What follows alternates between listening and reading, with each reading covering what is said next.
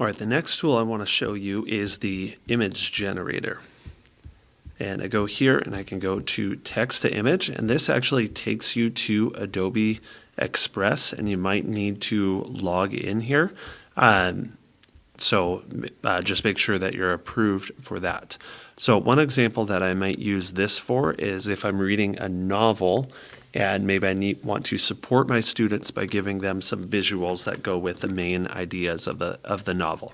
So we had a teacher who did this for a student who's nonverbal, and just thought that, hey, this would be beneficial for this student to be able to see the different events that are happening and see pictures of it. But Universal Design for Learning talks about how, hey, that's probably something that's beneficial for all of our students. So we do that, and we give it to all of our students because it's going to help all of them learn. So I might have this prompt here for the book Shiloh in chapter 1.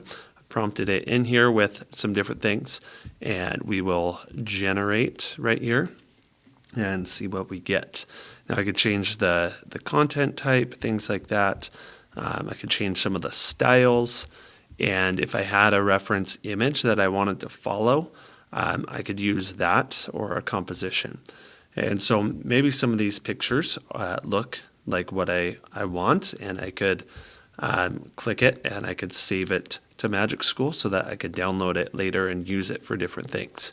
So I could continue working on this for chapter by chapter, doing this, but maybe I just want to, add in a different picture right here.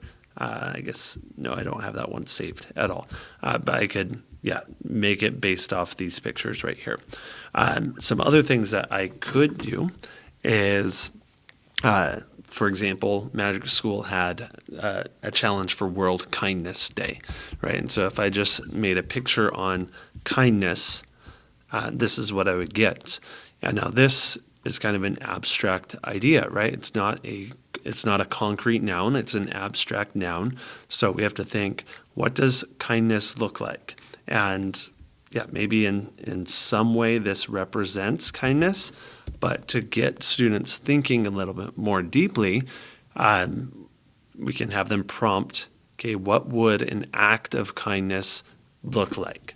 So maybe a young boy talking to an elderly person and having a joyful conversation. And I can add in some backgrounds or things like that, whatever I want this to look like. Okay, we'll see what we get right here. And we have to remember that sometimes, when we go human features, we don't get all of the best things, right? Like, so this one kind of looks like this is a grandmother or something, but also has kind of a mustache. So we can look at some of these, and those might represent kindness.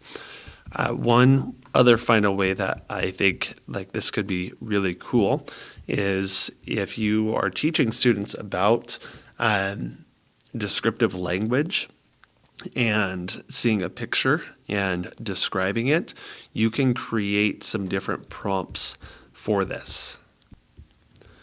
All right, so I have this prompt right here, and this is just one that I use even ChatGPT just to generate, saying I want it for a third grade level, saying what my idea was and how complex I wanted it or short.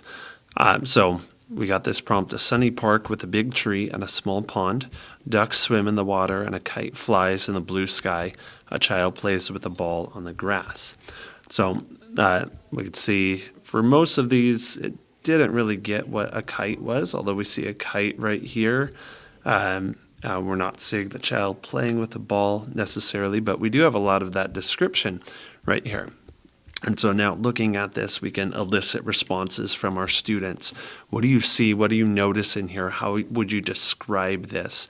And then maybe you then work back and get their prompt after working in as a group, and then you use what they came up with to generate a new image and compare and contrast how that meets this original image.